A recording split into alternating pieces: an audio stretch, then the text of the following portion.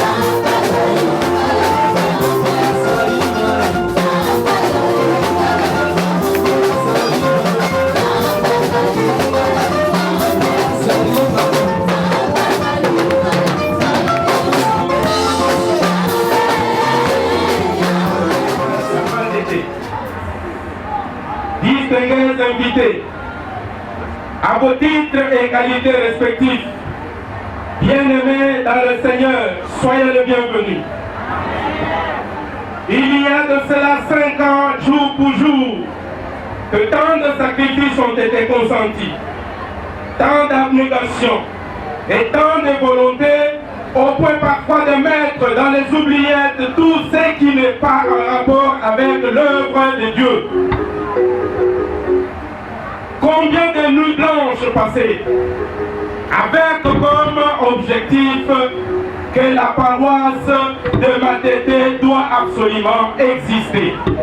À la manière du Christ, lorsqu'il s'adressait à Pierre en ces termes: sur cette pierre, j'ai bâtirai mon église. Et lui-même étant celle de l'angle, la pierre de Matete n'est autre que votre serviteur, le révérend pasteur Eli Kalamba.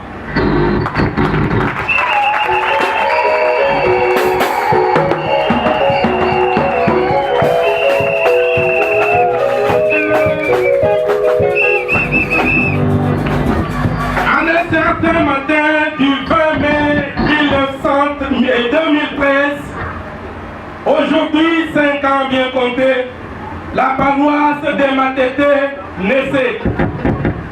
Et aujourd'hui, elle est là. Ce qui témoigne cet événement qui nous réunit en ce moment sous l'égide de notre Seigneur Jésus-Christ, à qui je dois toute ma vie. Ma gratitude va tout droit à son éminence, apôtre Zani Kassongo, notre représentant légal, notre Père spirituel, pour les conseils ô combien précieux qu'il a cessé de nous prodiguer, ainsi que pour son soutien à tous égards. Notre ingratitude serait sans excuse si nous taisons les noms de tous ceux qui nous ont accompagnés dans cette marche difficile. Je pense particulièrement à ma très chère épouse, Esther Kalamba Balela.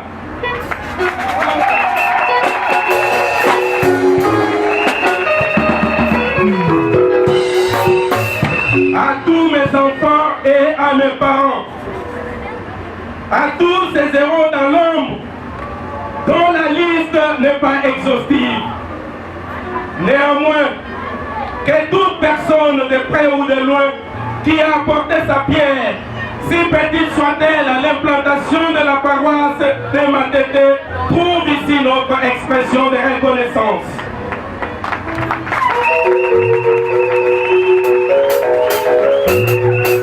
Bien-aimés dans le Seigneur, rien n'est impossible à Dieu. Et rien n'est impossible à quiconque croit. Nous avons cru.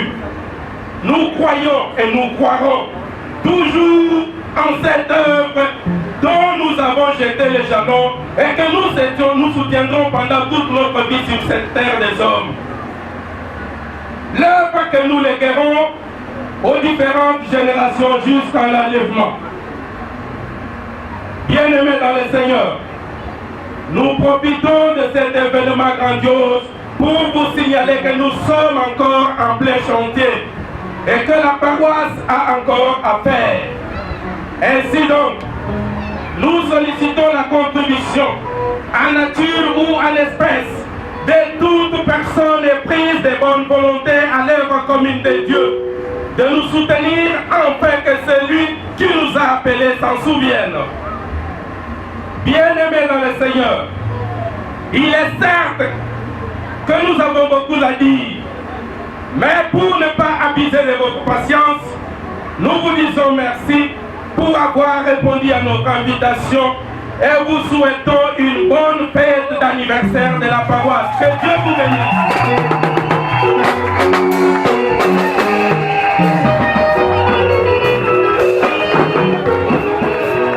Dans ce palais, tout ce qui est. Dans sa grande maison, tout ce qui est. Dans ce palais, tout ce qui est.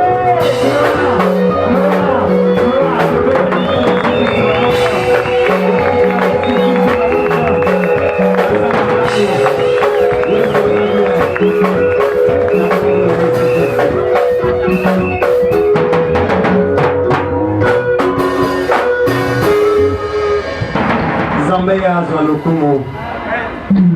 Nalobaki la fois passée, vendredi, nalobaki que Tolanda moto ya tikala ko échoué te. Apôtre Paul azoloba na 1 Corinthiens 15 alobi soki. Mon frère, s'il vous plaît. S'il vous plaît.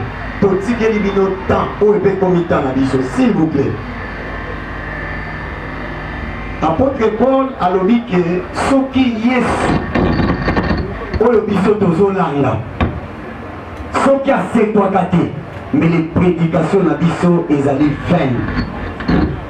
Donc elingi koloba ke soki Yesu aéchouaka mais les biso mpe toéchoué na leadership totanga balobi ke bakangamaka na moto ya échoua te. Soki mutu na vie na ye aéchoua okangami na ye yo mpo koéchoué bakangamaka na mutu oyo avançaka. Amen, hein? C'est pour cela Yesu oyo tokangami na ye batiela libanga monene mpe bakorompa bato balobi ke tolingi te toyoka liloba ke mutu oyo asekwi. Mais oyebi esengo na nga ndeko nakolinga koyebisa yo kangama na Yesu mpo atikala koéchoué te. Omoni ndenge oza wana nakoyebisa yo ke okoéchoué te. Betela Yesu Kristo maboko aza malamu yango tokoki kotanga eloko te parce que tokangama na moto ya échoué te. Ye moko na nasekwa biso mpe makambo na biso ezosekwa. Amen. Nalobaka la fois passée nazalaka shege te naza te mwana oyo nakima libele nga na mela libele na kembi nde omoni na ye. C'est pour cela même natalaka okomona moto moko ozosanti mpenake moto oyo na makambo ya nzambe aza na novice mokomona azomeka nga natikaka libele te ndenge eza wana bayebisa ye nga te ntango no ya komema libele ya komela libele ekoki kende nakima papa molimo na nga te nga ndenge nazawa naza moto abili akeli mabe te keo na bima avant to ndenge nini te nga mpenza bayebisa nga okoki kende ndenge nazawa. C'est pour cela donc tomata tokita toza na maboko ya oyo azali kokamba biso na bolingo ya tata nasi depuis na bandi ministère oyo ezali 3e fois ya papa na biso. Donc ekamisaka nga toza na papa te ya lokoso ke atuna yo ke ndenge nini kuna boye na boye oboye te.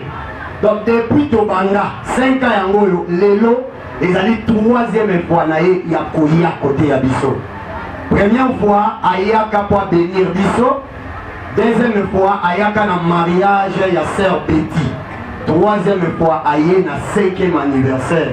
C'est pour cela nazalaka na papa nazate na mwa ndambu ya fier ya koloba ke naza na papa oyo abimisanga yo yatindanga na esika oyo.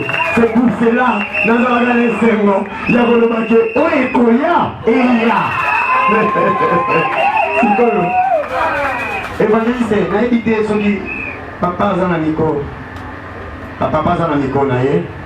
Oui bandeko lelo bokoyoka omoni ministère oyo naza nango euta epai ya papa na biso oyo kombo na ye tobengaka ye nga ndenge nazalaka pilote de guerre ye azalaka char broyeur de montagne.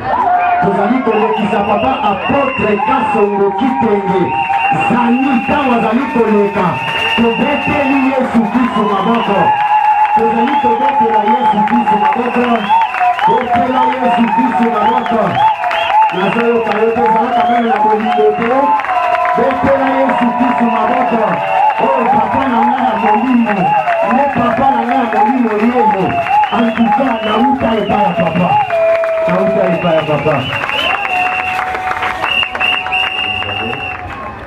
Asumbangai tuna interprétation.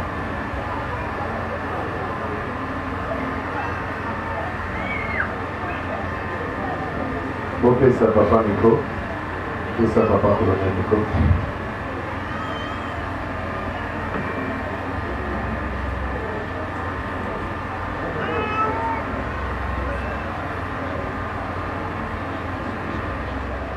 Shalom, peuple de Dieu. Je ne saurais pas avancer d'abord, n'effisquerai pas sans toutefois d'abord manifester ma gratitude envers l'homme de Dieu, le roi de Dieu, le révérend pasteur Eli Kalamba. nakokoka ata moke te kofongola bipebu na ngai liboso na bino soki nano nazali koyeba nano kotonda mosali na nzambe oyo auti kotelemisa ngai na esika oyo Parce que je sais d'où il est venu nayebi bisika auti et je sais aussi là où il a commencé. nayebi mpe bisika bandelaki Je ne suis pas étranger de toutes les difficultés qu'il a rencontrées. naza mopaya ta moke te na pasi nyonso akutanaki nango Et ce qui m'impressionne surtout, c'est donc son manque d'abandon. eloko ezali mpe kokamwisa ngai ezali komona ete atingami mpenza makasi mpe aboyi kokima mosala oyo Il n'a pas renoncé à l'œuvre de Dieu. ye aboyi mpenza kowangana mosala na nzambe Il a accepté quelles que soient les difficultés qu'il a commencé avec. atako mikakatano akutanaki nango andimi kaka koba Il a enduré. mwana bato akomi mpenza C'est pourquoi mon révérend pasteur, avec tout le respect, vraiment soyez bénis. Jésus. bobateli mpate na kombo na yesu kristo tika opambolama Est-ce que j'oublierai aussi la maman nakoki Esther? kobosana molongani na ye te Moi, je ne la vois pas. Où est-elle? nalingaki namona nano esika azali alakisata Maman, lobo pourquoi est-ce que vous vous mettez derrière comme ça? mama na biso ntina nini ofandi mosika boye Venez de ce côté ici. pardon nasengi yo pusana mwa Il y a moke même des assises qui sont ici, soit là-bas. Normalement, j'aime aussi te voir la vérité. naza na posa mpenza namona yo mpe pembeni na ngai mwa kiti mpe ya kofanda ezali Elle est aussi une héroïne vraiment dans l'ombre.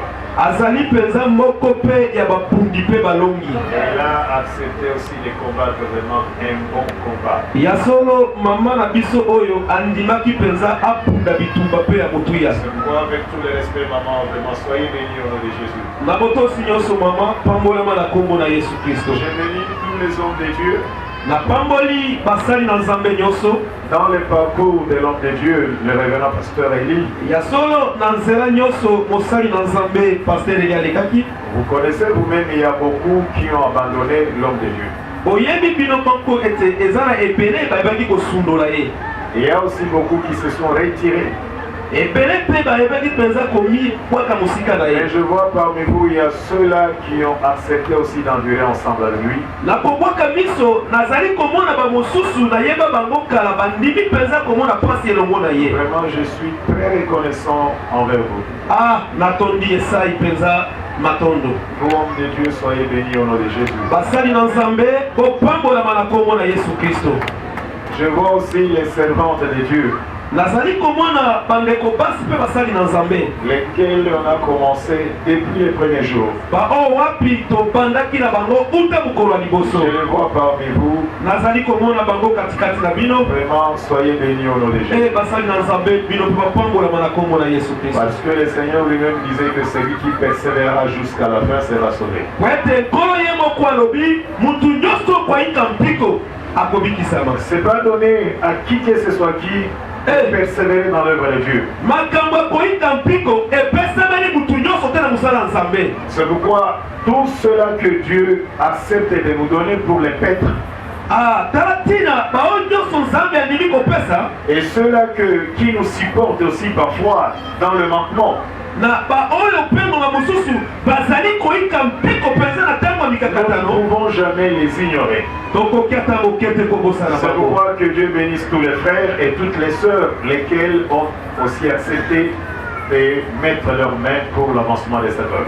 bapambolama bandeko mibali mpe bandeko basi baye nyonso bandimaki koyeba kosunga mosala oyo ekende liboso Je connais aussi la réalité de la construction.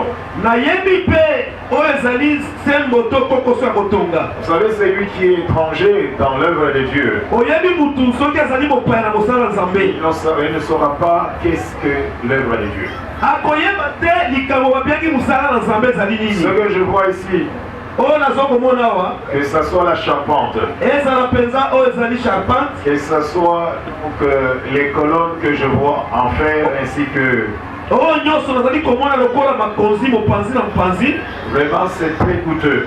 Nazali koyebisa bino sembo ezali ya motuye makasi. Pour réaliser une œuvre pareille, c'est pas un jeu. Mpona kosala mosala oyo ndenge bozali komona yango eza lipa na nguba. Il y a des grands pasteurs dans la ville de Kinshasa qui ne sont même pas arrivés à ce niveau. Oyebi ezali na babateli pate ebele awa na engomba Kinshasa nano bakokata mokete kosala mosala ya boye. Ils sont là pour bousiller l'argent, mais voyez l'homme de Dieu, il s'est privé, il a accepté avec les titres pour l'assembler, mais qu'il fasse ce que vous voyez aujourd'hui. Ebele baza wana mpona kolia kaka mbongo, mais posa koluka kema tongela nzambe ndako baza nango te. Et aujourd'hui, si vous voyez l'œuvre arriver à ce niveau, lelo soki bomoni motino mosala ekomi boye, c'est grâce aussi à votre concours. ezali kotalisa mpenza ke botiaki mobateli mpate loboko. Grâce à votre participation. Ya solo botikaki ye te. C'est pourquoi quand bien vous avez ni ne fils que un 50